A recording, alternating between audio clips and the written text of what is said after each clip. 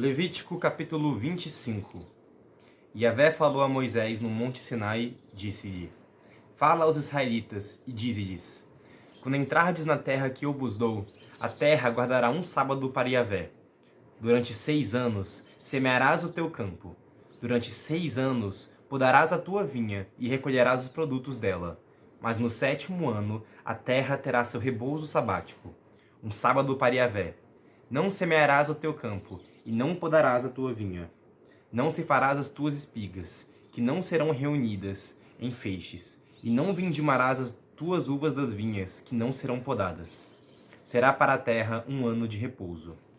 O próprio sábado da terra vos nutrirá, a ti, ao teu servo, à tua serva, ao teu empregado, ao teu hóspede, enfim, a todo aquele que reside contigo. Também ao teu gado e aos animais da tua terra, todos os seus produtos servirão de alimento. Contarás 7 semanas de anos, 7 vezes 7 anos, isto é, o tempo de 7 semanas de anos, 49 anos. No 7º mês, no 10º dia do mês, farás ressoar o toque da trombeta. No dia das expiações, farei soar a trombeta em todo o país. Declarareis santo o 50º ano, e proclamareis a libertação de todos os moradores da terra. Será para vós um jubileu. Cada um de vós retornará a seu patrimônio, e cada um de vós voltará ao seu clã. O 50º ano será para vós um ano jubilar. Não semeareis, nem ceifareis as espigas que não forem reunidas em feixe, e não vindimareis as cepas que tiverem brotado livremente. O jubileu será para vós coisa santa, e comereis o produto dos campos. Neste ano do jubileu, tomará cada um a sua possessão. Se venderes ao teu compatriota, ou dele comprares, que ninguém prejudique a seu irmão. Segundo o número dos anos decorridos depois do jubileu, comprarás de teu compatriota, e segundo o número dos anos das colheitas, ele te estabelecerá o preço da venda. Quanto maior o número de anos, mais aumentarás o preço, e quanto menor o número de anos, mais o reduzirás, pois ele te vende um determinado número de colheitas. Ninguém dentre vós oprima seu compatriota, mas tenha o temor de teu Deus, pois eu sou Yahvé, vosso Deus. Guardareis os meus estatutos e as minhas normas. Guardá-los-eis, pondo-os em prática, e desse modo habitareis na terra em segurança. A terra dará o seu fruto, comê-lo-eis com fartura, e habitareis em segurança. Se disserdes, que comeremos neste 7º ano, se não semearmos e não colhermos os nossos produtos? Eu estabeleço a minha bênção no que colherdes, no 6º ano, de modo que vos garanta produtos por 3 anos. Quando semeardes, no 8º ano podereis ainda comer dos produtos antigos, até o 9º ano, até que venham os produtos desse ano, comereis os antigos. A terra não será vendida perpetuamente, pois a terra me pertence, e vós sois para mim estrangeiros e hóspedes. Para toda propriedade que possuirdes, estabelecereis o direito de resgate para a terra.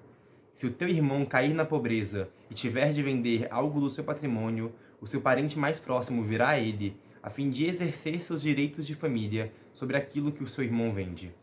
Aquele que não tem ninguém para exercer esse direito, e desde que haja encontrado recursos para fazer o resgate, poderá calcular os anos que deverá durar a venda, e assim restituirá ao comprador o montante referente ao tempo que ainda resta, e retomará sua propriedade. Se não tiver meios para realizar essa restituição, a propriedade vendida permanecerá com aquele que a comprou, até o ano do jubileu. No jubileu, o comprador a liberará para que volte ao seu próprio possuidor. Quando alguém vender uma casa de moradia em uma cidade com muralhas, terá o direito de resgate, até o final do ano que se segue a venda. O seu direito de resgate durará 1 ano. E, se não for feito o resgate no final do ano, a casa na cidade com muralhas será propriedade daquele que a adquiriu, e os seus descendentes para sempre. Não será liberada no jubileu. Contudo, as casas das aldeias sem muralhas serão consideradas como situadas no campo, e haverá para elas direito de resgate, e o comprador deverá liberá-las no jubileu. Quanto às cidades dos levitas, as casas da cidade de sua possessão, têm eles um direito de perpétuo de resgate. Se é um levita que sofre o efeito do direito de resgate, no jubileu ele deixará a propriedade vendida para voltar à sua casa na cidade em que ele tem um título de propriedade. As casas das cidades dos levitas são realmente propriedade deles no meio dos israelitas. E os campos de cultura ao redor dessas cidades não poderão ser vendidos, pois são propriedades deles para sempre. Se o teu irmão que vive contigo achar-se em dificuldade e não tiver com que te pagar, tu o sustentarás como a um estrangeiro ou hóspede, e ele viverá contigo. Não tomarás dele nem juros nem usuras, mas terá o temor do teu Deus, e que o teu irmão viva contigo. Não lhe emprestarás dinheiro a juros, nem lhe darás dinheiro, alimento para receber usura. Eu sou Yahvé, vosso Deus, que vos tirei da terra do Egito, para vos dar a terra de Canaã, para ser o vosso Deus. Se o teu irmão se tornar pobre, estando contigo, e vender-se a ti, não lhe imporás trabalho de escravo. Será para ti como um assalariado ou hóspede, e trabalhará contigo até o ano do jubileu. Então sairá da tua casa, ele e seus filhos, e voltará ao seu clã e à propriedade dos seus pais. Na verdade, eles são meus servos, pois os fiz sair da terra do Egito, e não devem ser vendidos como se vende um escravo. Não o dominarás com tirania, mas terás o temor de teu Deus. Os servos e as servas que te tiveres deverão vir das nações que vos circundam. Delas podereis adquirir servos e servas. Também podereis adquiri-los dentre os filhos dos hóspedes que habitam entre vós, bem como das suas famílias que vivem convosco e que nasceram na vossa terra. Serão vossa propriedade, e deixá-los-eis como herança a vossos filhos depois de vós, para que os possuam como propriedade perpétua. Tê-los-eis como escravos, mas sobre os vossos irmãos, os israelitas, pessoa alguma exercerá poder de domínio. E se o estrangeiro ou o hóspede que vive contigo se enriquecer, e teu irmão que vive junto dele se empobrecer, e se vender ao estrangeiro, ou ao hóspede, ou ao descendente da família de alguém que reside entre vós, gozará do direito de resgate, mesmo depois de vendido, e um dos seus irmãos poderá resgatá-lo. O seu tio paterno poderá resgatá-lo, ou o seu primo, ou um dos membros da sua família. Ou, se conseguir recursos, poderá resgatar-se a si mesmo.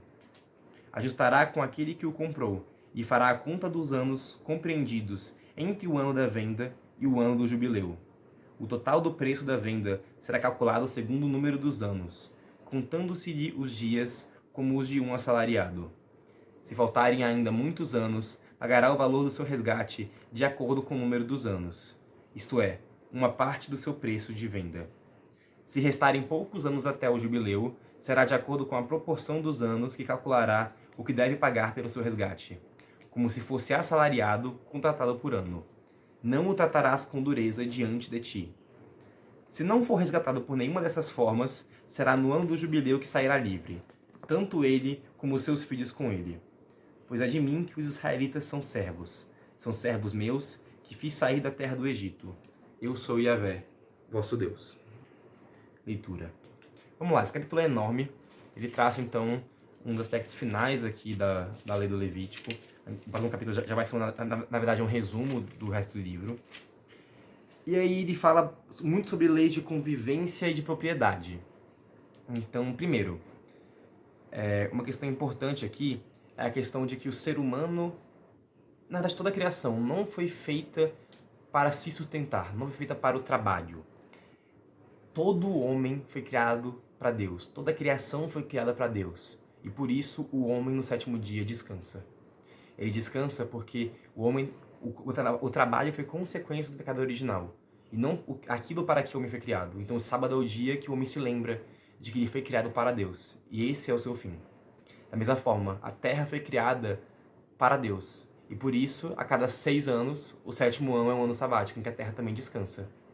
E a confluência, assim, a convergência de todos esses aspectos se dão no ano do jubileu. Que com 7 ciclos de anos sabáticos, ocorre um ano especial em que tudo é zerado, digamos assim, na terra de Israel. E bem, em relação à questão, também que eu achei muito legal, é como se tem que ter uma confiança no prover de Deus, que é uma coisa que é muito difícil da gente ter.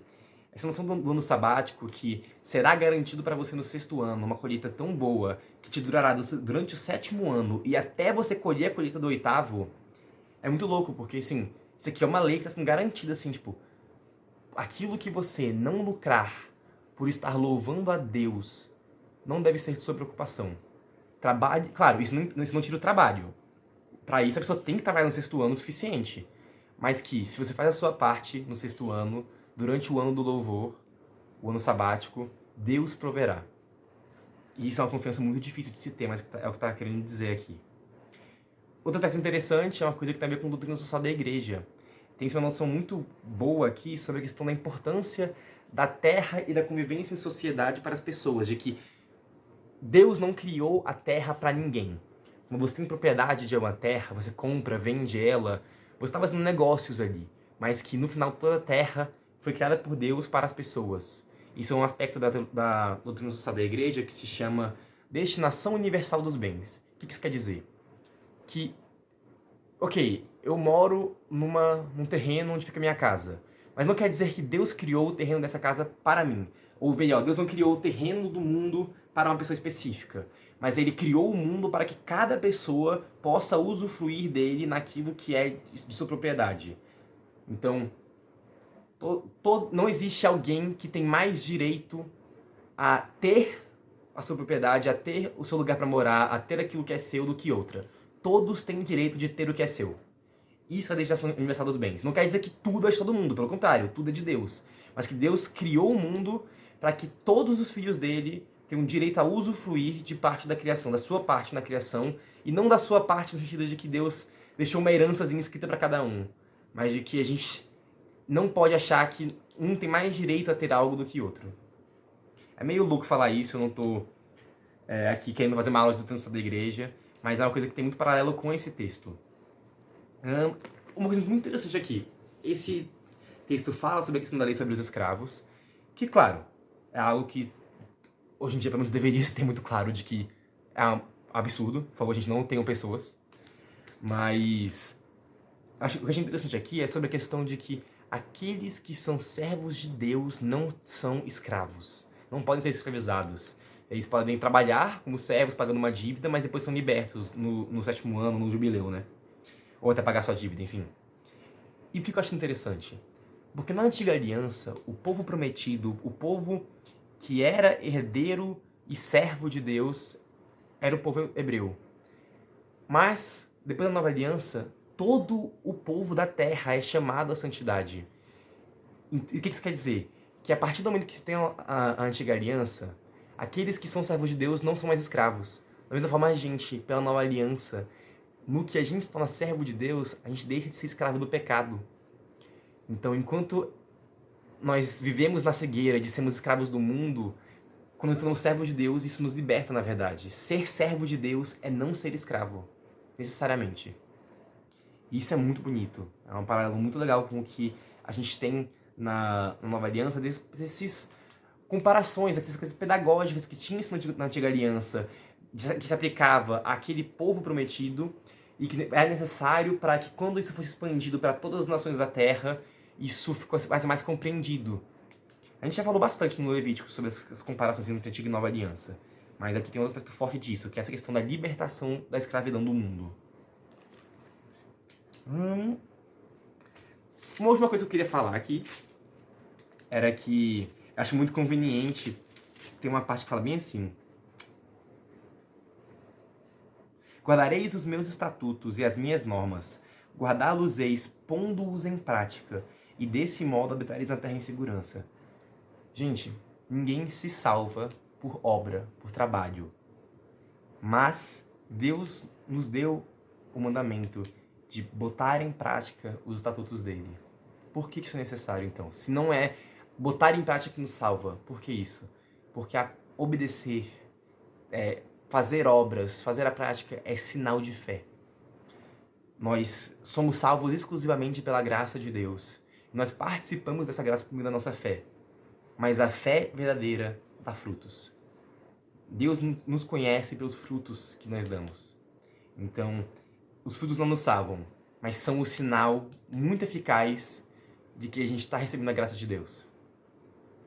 Bem, por hoje seria isso, mas vou deixar só uma piadinha no final, que eu acho muito conveniente, porque tem uma lei expressa aqui de que os únicos que têm direito exclusivo à propriedade eterna nas áreas urbanas são os levitas. E quem escreveu o livro do Levítico foram os levitas. Então, tipo, tá no livro, né? Então, eu imagino assim, aquela cena, tipo assim, o levita escrevendo o livro falando que vai ter propriedade eterna, essa será a minha maior vigarice. Enfim. Por hoje é isso.